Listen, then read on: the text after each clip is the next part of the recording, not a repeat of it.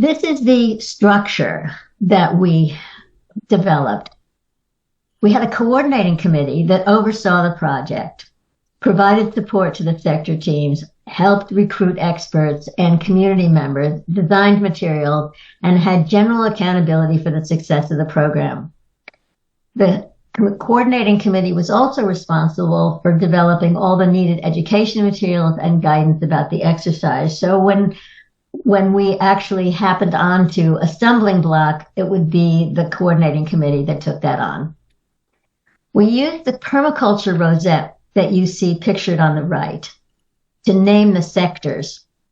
Land and nature was our food sector. Built environment was our housing sector. We didn't have one for tools and technology, and we didn't have one for culture and education, which we came to regret toward the end. Health and well-being, we did have a well-being section. Finance and economics, we had. Community governance, we also had that. While other key sectors were recognized, like energy, communications, education, the exercise only included the ones where sector anchors and subject matter experts could be recruited. Now, this may sound like we were cheating, but actually, we actually just made assumptions that, well, the energy sector could handle the situation and moved on from there. You can do that when you're imagining things. Sectors, in retrospect, we think that these are critical, and we will do an updated version to correct all of this. Sector anchors were recruited and responsible for ensuring that their sector developed a response framework. Anchors were each paid $1,000 to do this because our community provided a grant to do this. We actually went to our community and said, we are going to be taking steps to try to understand what it will take to get to a new era. And our community came forward and supported us in this endeavor. We don't have all the answers yet. Again, we're just getting started. We've only been at this for about a year. And there is some talk that might be necessary, that a community needs to go out and get the support of its community in order to fund it as a grant. Either the anchor or the coordinating committee recruited subject matter experts to assist the sector anchors with the development of the frameworks, which included interviewing people who had not only knowledge of their sector so that we could have a well-informed, realistic framework, but also who had the value base with that we shared, so that our criteria for our framework, we looked for visionaries in their field. Next slide. The sector anchors met on a bi-weekly basis to work out the kinks in the project, and this is really a bottom-up strategy, eminently democratic, informed by Adrienne Marie Brown's articulation in emergent strategy. This differs from the traditional approach where groups come together and set goals and proceed to accomplish those goals. We had a very loosely defined goal. There will be a presentation of your framework in June of 2023 that exemplifies the values set forth and answers the common questions. The group co-created the goals along with a strategy. It's difficult for people who are used to more structure and balk at uncertainty, but we think that that's the way things really go in real life, that you're faced with a problem, you're faced with something, and you have to determine how to move forward.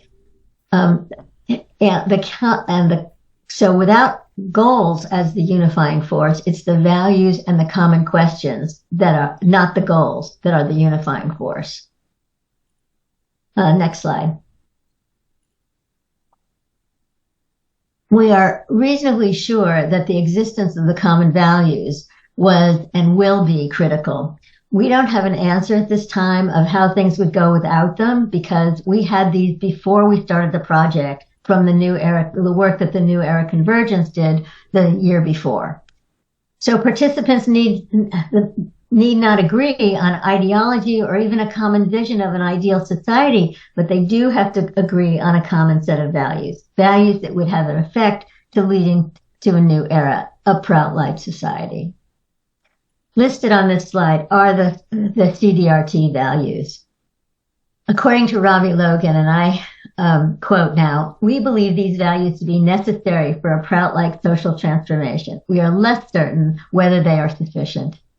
But we're actually recommending that you take these as a starter set and then tweak them along the way, because it's so much easier to have something to start with. And these tend to be a pretty good set.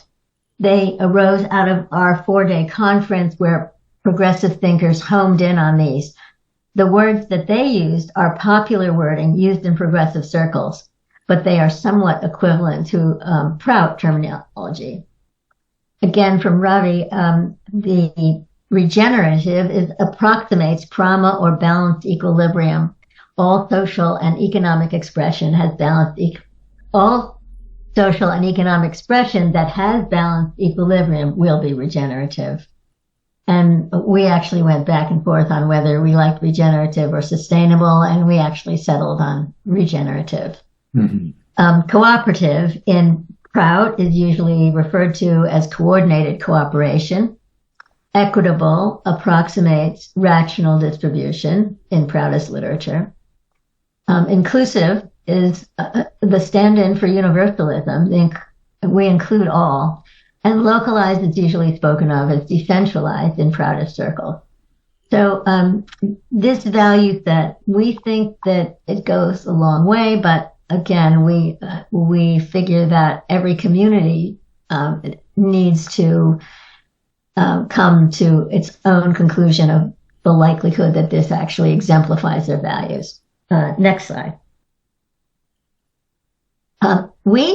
We actually wanted to ensure a whole system change approach.